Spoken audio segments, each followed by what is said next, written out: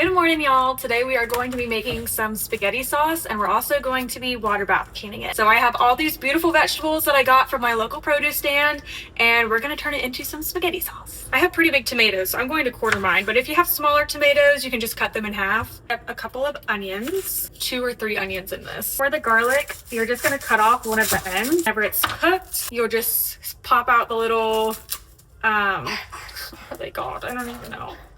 Cloves.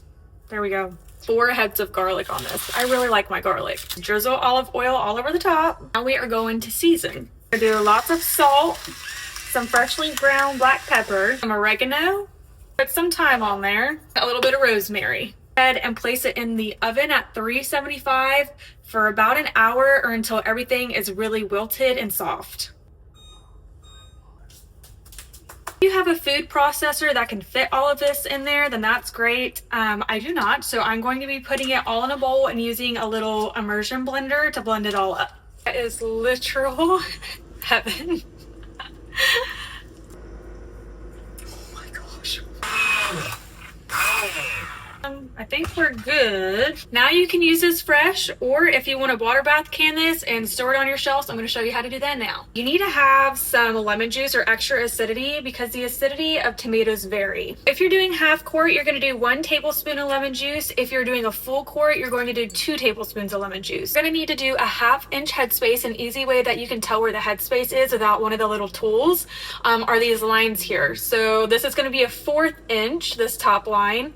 This second line is going to be a 1/2 inch headspace, and the bottom one is going to be 1 inch headspace. I'm going to wipe down the necks of our jars here to make sure they're nice and clean and not sticky. Fingertip tight. So whenever you hear fingertip tight, that just means that you are going to tighten the ring until there is a little bit of resistance, and then you're going to stop. Make sure the water is hot that you're putting it in because these cans are hot and we don't want them to go through thermal shock. Will crack or shatter your jars, so we definitely don't want that. So you have a canning rack at the bottom of your pot so they don't touch the bottom of the pot directly. Don't have one of these, you can use an old school method that I have done before, and that is to put a clean cloth at the bottom of your pot. People might think that's weird, but it's been done for many, many years and it works. We just have to make sure we have 1 to 2 inches of water above our cans. I have 1 inch, which is good. It's probably going to make a mess because we have to bring this to a rolling boil.